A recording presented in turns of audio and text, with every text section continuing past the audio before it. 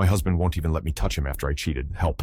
Lady, I wouldn't touch you with a hazmat suit, but let's get into it. Here's her original post. She starts by saying, "Hello, and thank you for reading my post. I'm in a somewhat unique situation and wanted to see if anyone else has gone through something similar. I'm not the victim here by any means. The victims are my husband, my kids, and my parents, who are living with the burden of my past sins for which I am truly sorry." Okay, credit where it's due. At least she's owning up to her actions. She continues, "Let me be blunt. 19 months ago, I was caught having an affair with a married neighbor and father of 3. She's 32. Her husband, Jim, is 39. The neighbor, 27. We'll call him Steve. The affair began a little over 2 years ago, but we were only physical 4 times before being caught. I know readers may not believe that, but I swear it's true. Yeah, let me just say it for everyone. I don't believe it. To answer the inevitable questions. Was I unhappy in my marriage? Not at all. I was completely happy and fulfilled with Jim. I loved him and our 2 boys, ages 9 and 11, more than anything in the world." Really? Because people don't typically cheat on someone they're totally fulfilled by.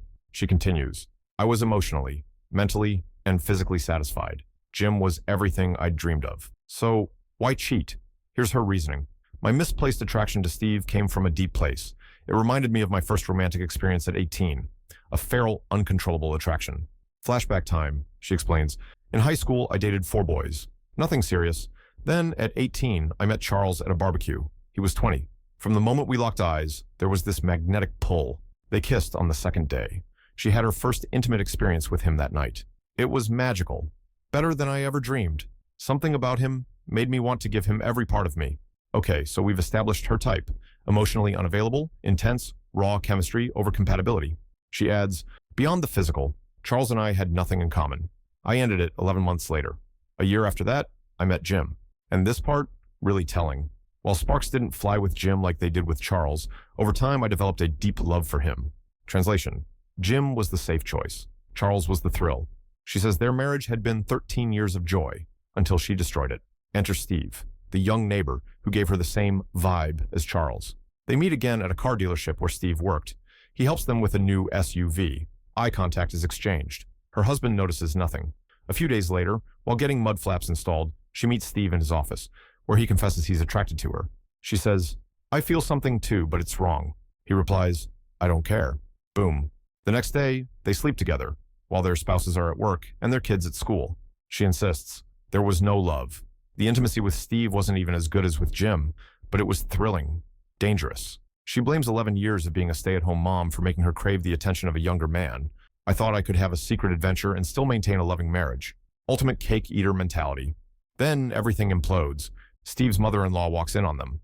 In bed, she scratches Steve, slaps Amy, and rips out her hair.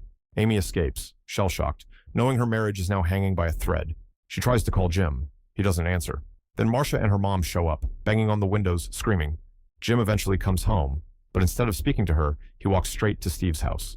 Stays there for 3 hours. When he returns, she tries to hug him. He pushes her away. She begs. He calls her mother to come pick her up. The next day, Jim says, "My apology is not accepted. I want you gone." Amy pleads. Jim is cold. He wants a divorce and says he'd give up everything just to be free from her. In a desperate move, she drafts a post-nuptial agreement so one-sided, it practically gives Jim the house, the kids, the money, everything, just for staying married long enough to give her a second chance. Jim shockingly accepts, with one caveat: there will be no requirement for intimacy, no hugging, no sex, no affection, nothing.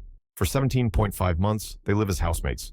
Jim eats separately, sleeps in a different bed, won't kiss or hug her, won't even go out in public with her. He makes her take monthly STD tests, even though they're not intimate. She's trapped in a ghost marriage.